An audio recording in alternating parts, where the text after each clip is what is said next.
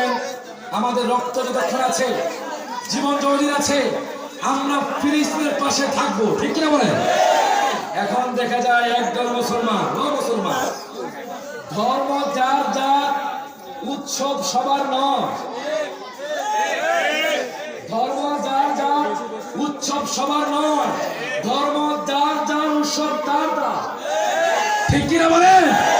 দেখবেন হিন্দুরা মন্দিরে পূজা করবে, খ্রিস্টানরা গির্জায় পূজা করবে, বৌদ্ধরা তার পূজা করবে।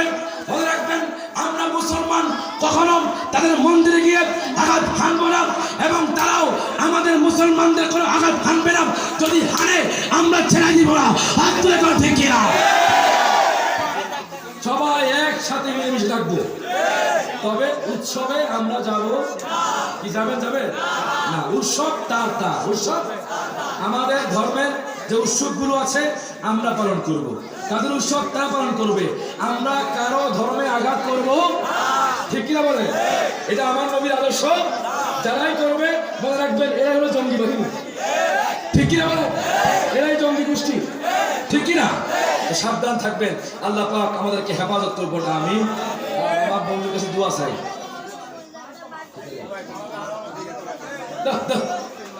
বিয়ে করতেন বলে আমার সালা আছে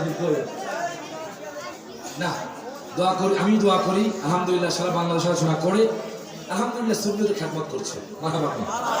তো আপনারা আমার জন্য দোয়া করবেন, আল্লাহ পাক যাতে শুধু বাংলাদেশ নয়, সারা পৃথিবীতে ইসলামের বাণী পৌঁছে দিতে পারবেন, আমিন।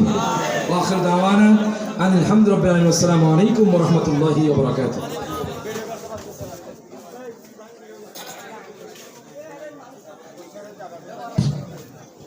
আমি সকল মুসল্লি ভাইদের দৃষ্টি আকর্ষণ করব,